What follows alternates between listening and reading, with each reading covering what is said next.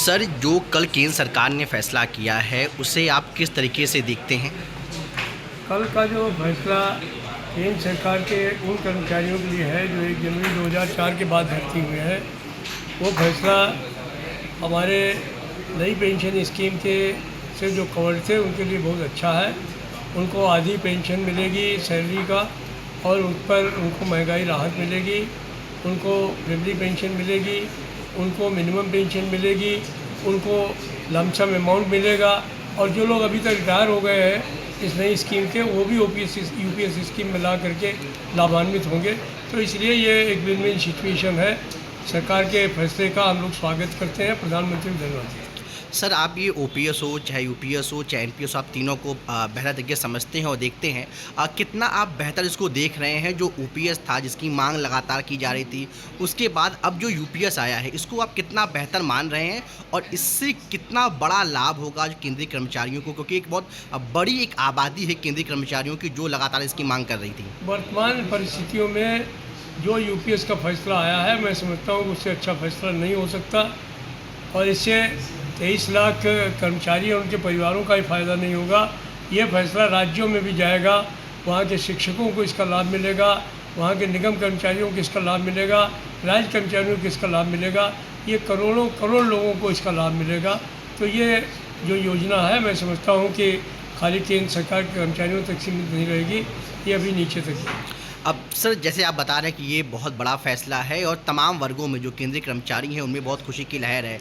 इस फैसले के बाद आपकी तमाम कर्मचारियों संगठनों से भी बात हुई होगी, तमाम लोगों से, वो इस फैसले को कैसे देखते हैं? और दूसरी चीज़ ये है कि अब जब केंद्र स्तर पर इसको लागू करने की बात शुरू हो चुकी है, तो राज्यों के स्तर पर जो आप बात कर रहे हैं उससे लागू करने के लिए आप क्या किसी से आपको मुलाकात होने की सरकारों से क्या मांग है, या क्या इसका रोड मैप आप देखेंगे कैसे इसको राज्यों में लागू किया जाए और कितना जल्दी लागू किया जाए?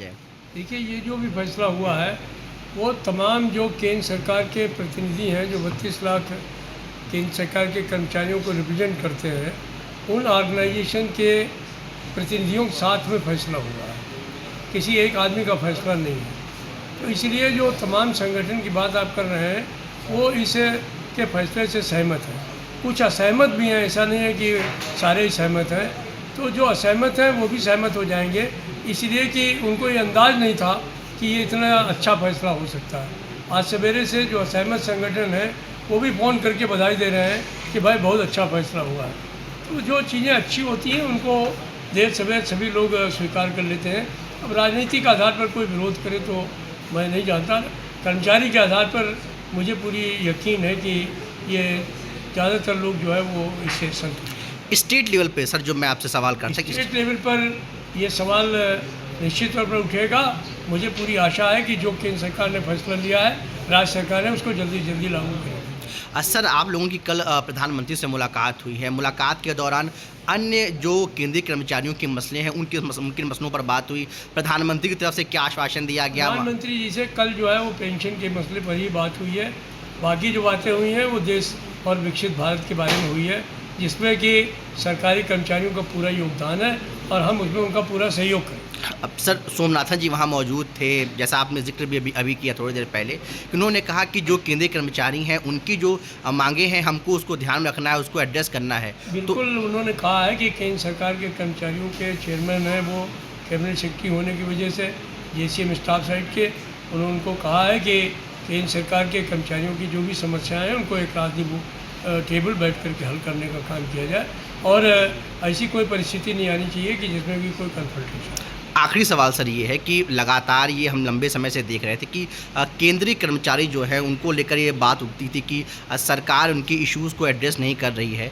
अब जब इतना बड़ा फैसला केंद्र सरकार की तरफ से आया है तो आगे इसका कितना असर होगा भविष्य में, और अब इस फैसले को आप किस तरीके से, या कर्मचारी के बड़े नेता के होने के कारण आप जो कितना बड़ा फैसला समझते हैं?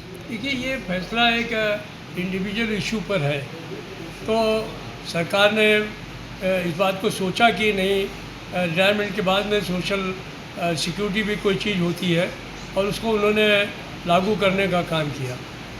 जब तक सरकार है, मालिक है, जब तक मजदूर है, समस्याएं तो रहेंगी, और हम समस्याएं उठाते रहेंगे, सरकार हल करती रहेगी। ये समस्याएं और उनका हल साथ साथ चलता रहेगा। मैं यही बात आपसे कहना चाहता हूँ।